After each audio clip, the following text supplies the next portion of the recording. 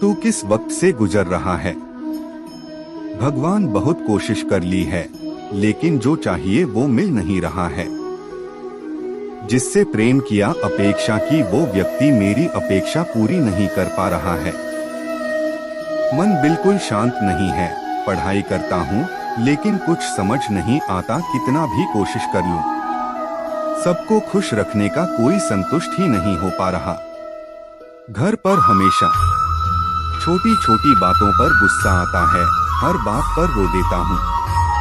बहुत ही तनावपूर्ण जिंदगी जी रहा हूँ।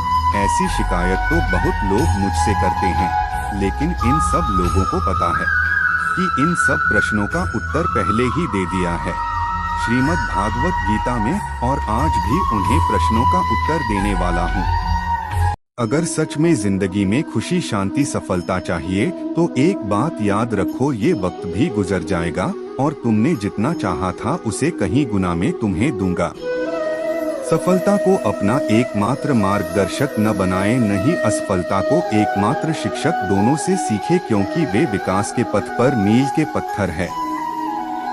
जो एक क्षण में बदल जाए, एक क्षण में भंग हो जाए, वह प्रेम नहीं, लोभ होता है। जीवन का अर्थ यह नहीं है कि हम आसानी से हासिल किए गए मुकामों पर पहुंचे, बल्कि संघर्ष करके अपनी सीमाओं को पार करें। आत्मा में अपने को पहचानो, अपनी ऊंचाइयों को छूने के लिए अपने कर्मों को समर्पित करो। जीवन में सफलता प्राप्त करने के लिए अपने कर्मों का संबंध सही भावना के साथ रखो। सच्ची सफलता आत्मा को जानने और स्वयं को पहचानने में है। अगर तुम अपने कर्मों में भगवान की भावना रखोगे तो सफलता तुम्हारे पास होगी। जीवन का उद्देश्य सिर्फ यह नहीं है कि हम जीवन में कुछ करें, बल्कि उस कार्य को पूरा करके अपनी आत्मा को परिपूर्णता की ओर ले जाएं। अपने मन को शांत रखो और कर्म में विश्वास रखो, फिर तुम सब कुछ प्राप्त कर सकते हो। संघर्ष और समर्पण से ही सच्ची प्राप्ति होती है। इसलिए जीवन के हर मोड़ पर आत्मनिर्भर रहो। अपने कर्मों में ईमानदारी रखो और जीवन की यात्रा में सीखते रहो। जो लोग तुम्हारी बुराई करते हैं वो करेंगे, चाहे तुम अच्छा काम करो या बुरा, इसलिए शांत रहकर अपना कर्म करते रहे। निंदा से मत घबराओ, निंदा उसी की होती है जो जिंदा है। मरने के बाद तो सिर्फ तारीफ होती है। बुरा समय आपको जिंदगी के उन सभी सच से सामना करवाता है जिनका आपको अच्छे समय में कभी ख्याल नहीं होता। कर्म का धर्म से अधिक महत्व है, क्योंकि धर्म करके भगवान से मांगना पड़ता है, पर कर्म करने पर भगवान स्वयं फल देता है। हम जिस मनुष्य पर अति विश्वास करते हैं वही हमारे विरुद्ध षड्यंत्र करते हैं। प्रेम और विश्वास पाने के लिए अवसर मांगे नहीं जाते, अवसर ढूंढकर उस प्रेम और विश्वास को जीता जाता है। सम्मान हमेशा समय और स्थिति का होता है, पर इंसान उसे अपना समझ लेता है। किसी और का काम पूर्णता से करने से कहीं अच्छा है कि अपना काम करे, भले ही उसे अपूर्णता से करना पड़े।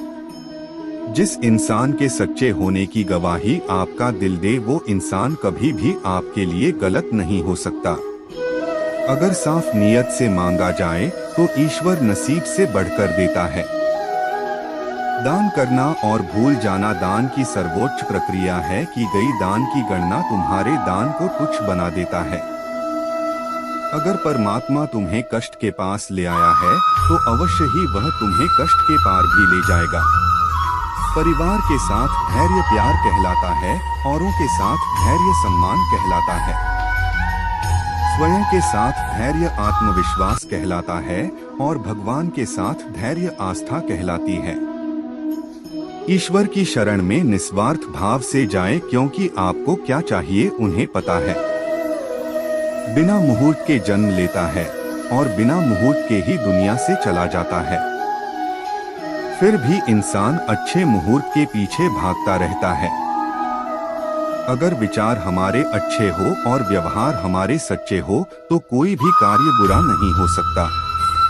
अगर आप क्रोध के समय थोड़ा सा धैर्य रख ले तो जीवन में सब कुछ खत्म होने जैसा कुछ भी नहीं होता। हमेशा एक नई शुरुआत हमारा इंतजार कर रही होती है। यदि तुम्हारे अंदर खुद को बदलने की ताकत नहीं है, तो तुम्हारा कोई अधिकार नहीं कि तुम भगवान या भाग्य को दोष दो। समय जब पलटता है तो सब कुछ पलट देता है। इसलिए अच्छे समय में घमंड ना रखे और बुरे वक्त में सब्र रखना ना छोड़े। मनुष्य को जीवन की चुनौतियों से भागना नहीं चाहिए और ना ही भाग्य और ईश्वर की इच्छा जैसे वाहनों का प्रयोग करना चाहिए।